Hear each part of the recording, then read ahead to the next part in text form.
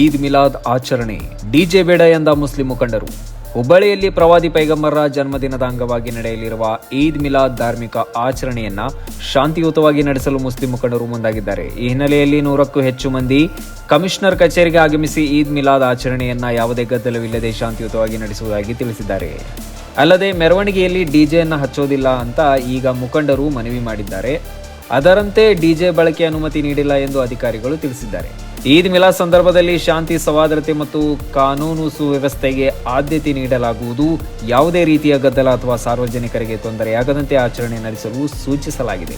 ಹುಬ್ಬಳ್ಳಿ ಧಾರವಾಡದಲ್ಲಿ ಈದ್ ಮಿಲಾದ್ ಮೆರವಣಿಗೆಯಲ್ಲಿ ಡಿಜೆ ಬಳಸದಿರಲು ಅಂಜುಮಾನ್ ಮುಖಂಡರು ಪೊಲೀಸರಿಗೆ ಮನವಿ ಮಾಡಿದ್ದರಿಂದ ವರದಿಯಾಗಿದೆ.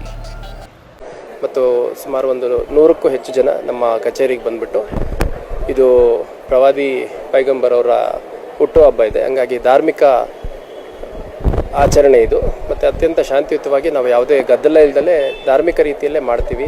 ಹಾಗಾಗಿ ಡಿಜೆ ಬೇಡ ಅಂತ ಮನವಿ ಕೊಟ್ಟಿದ್ದರು. ಅದರ ಹಿನ್ನೆಲೆಯಲ್ಲಿ ನಾವು ಪರಿಶೀಲನೆ ಮಾಡಿ ಡಿಜೆಗೆ ಅನುಮತಿಯನ್ನು ನೀಡಿಲ್ಲ.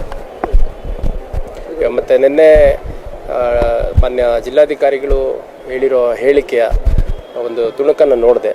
ಅದರಲ್ಲಿ ಡಿಜೆಗೆ ಅನುಮತಿ ನೀಡಿಲ್ಲ ಅಂತೇನಿಲ್ಲ ಅನ್ನೋ ಒಂದು ರೀತಿ ಗೊಂದಲ ಆಗಿದೆ.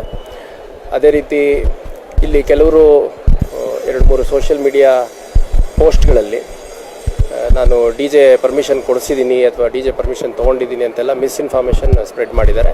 ಭಾಳ ಸ್ಪಷ್ಟವಾಗಿ as police commissioner I am telling, Eid Milad ಹಬ್ಬಕ್ಕೆ 2 ಅಂಜುಮನ್ ಕಮಿಟಿಯವರು ನೀಡಿರೋ ಮನವಿ ಮೇರೆಗೆ ಡಿಜೆ ಅನುಮತಿಯನ್ನು ನಿರಾಕರಣೆ ಮಾಡಲಾಗಿದೆ. ಯಾರೂ ಕೇಳಿಲ್ಲ, ಫಸ್ಟ್ ಆಫ್ ಆಲ್ ಕೇಳಿದರೂ ಕೊಟ್ಟಿಲ್ಲ. ಇಂತಹ ಸುದ್ದಿಗಳಿಗಾಗಿ ನೋಡ್ತಾ ಇರಿ ಪಬ್ಲಿಕ್ 5 ನ್ಯೂಸ್. ಇದು ಜನರ ಧ್ವನಿ, ಸತ್ಯದ ಸುದ್ದಿ.